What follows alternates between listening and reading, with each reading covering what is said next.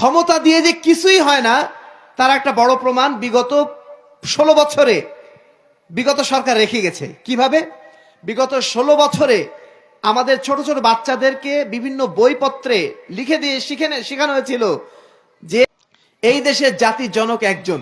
শেখানো হয়েছিল তিনি হচ্ছেন 1000 বছরের শ্রেষ্ঠ বাঙালি। শেখানো হয়েছিল তিনি সবকিছু করেছেন, বাংলাদেশের যা কিছু স্বপ্ন দেখার তিনি একমাত্র দেখেছেন। কত কি শেখানো হলো, তাই না? শেখানোর পরে 16 বছর পরে যেই দিন ক্ষমতা থেকে দূরে সরে গেল, 1 ঘন্টা যায়নি বাংলাদেশের প্রায় 1500টা মূর্তি, বাংলাদেশের জাতির জনক যাকে বলা হচ্ছে, তার 1500 মূর্তি লাথি মেরে ভেঙে ফেললো কারা?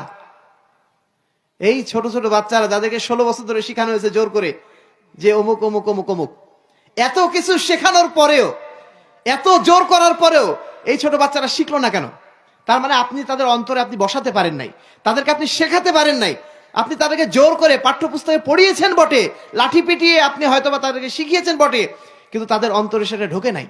আর ঢোকে নাই বলে 1 ঘন্টাও লাগে নাই লাথি মেরে সেই মূর্তিগুলো ভেঙে ফেলে দিতে। সম্মানিত উপস্থিতি, এজন্য সবার আগে দরকার অন্তরের সংস্কার, অন্তরকে আগে পরিশুদ্ধ করা। অন্তর যদি পরিশুদ্ধ না হয়, আপনি মেরে পিটিয়ে আপনার সন্তানকে 5 ওয়াক্ত সালাত আদায়কারী বানাতে পারবেন না।